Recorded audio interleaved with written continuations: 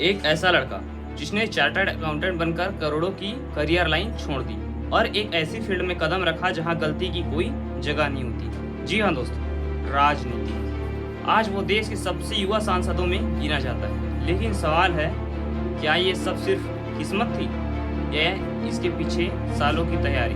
जी हाँ दोस्तों, हम बात कर रहे हैं राघव चड्ढा, जो इन दिनों काफ़ी चर्चे में है। तो नमस्कार दोस्तों, आज हम बात करने वाले हैं राघव चड्ढा के जीवन के बारे में, जो कि इन दिनों काफ़ी चर्चे में है। तो चलिए वीडियो को स्टार्ट करते हैं और उनके जीवन को पूरा एक्सप्लेन करते हैं।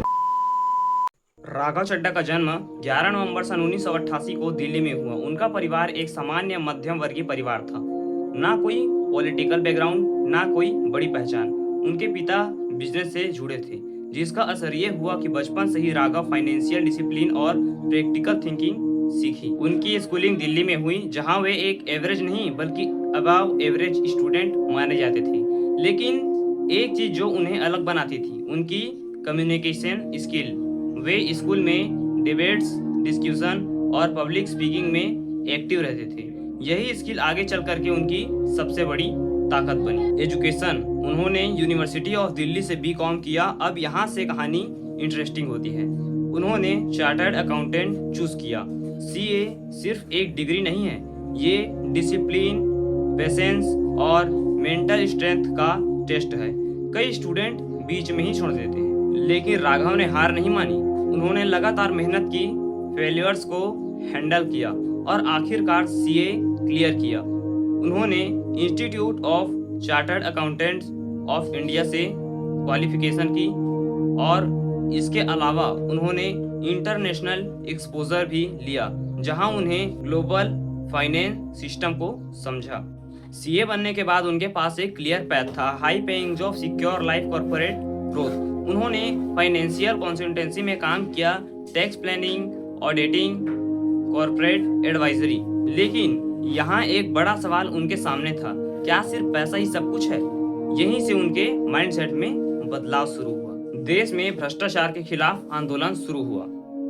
अन्ना movement, public anger, system changer की मांग। इसी समय वे जुड़े आम आदमी पार्टी से और काम करने लगे अरविंद केजरीवाल के साथ।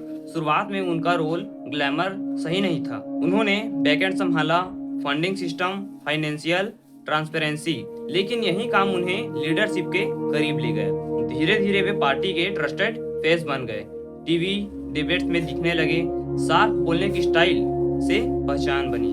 सन 2020 में उन्होंने चुनाव लड़ा राजेंद्र नगर से और जीत गए। यह सिर्फ जीत नहीं थी, यह उनकी क्रेडिबिलिटी का प्रूफ था। इसके बाद दिल्ली जल बोर्ड में जिम्मेदारी मिली, इंफ्रास्ट्रक्चर और वाटर इशू पर काम किया। फिर वे राज्यसभा पहुंचे। अब वे नेशनल पॉलिटिक्स का हिस्सा हैं। आइए थोड़ी सी बात करते हैं उनकी पर्सनल लाइफ के बारे में। उन्होंने शादी की परिणीति चोपड़ा से।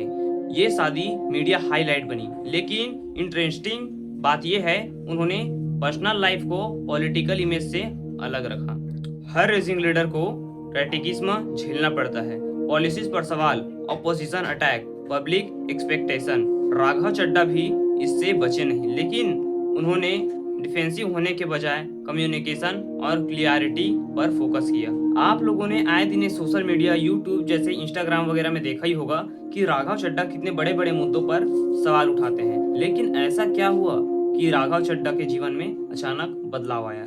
वर्तमान स्थिति में जो कि 2026 चल रहा है, और इस समय राघव चड्ढा ने आम आदमी पार्टी को छोड़कर बीजेपी ज्वाइन कर ली। जो राघव चड्ढा पहले बीजेपी के खिलाफ थे, अब बीजेपी के साथ है। लेकिन इसमें विवाद वाली बात यह होती है कि जो राघव चड्ढा पहले बीजेपी के खिलाफ आलोचना करते थे, अब बीजेपी के साथ है।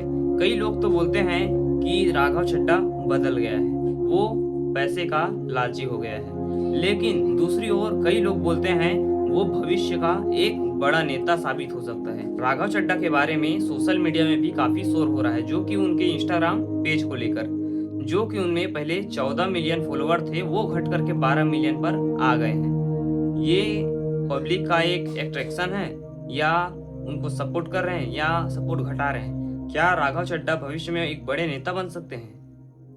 क्या उनकी बीजेपी ज्वाइन करनी एक भूल थी? क्या उन्होंने आम आदमी छोड़कर गलती की? कमेंट में जरूर बताना। और वीडियो अच्छा लगा हो वीडियो को लाइक करके चैनल को सब्सक्राइब करना। इसी के साथ मिलते हैं नेक्स्ट वीडियो में, तब तक के लिए जय हिंद।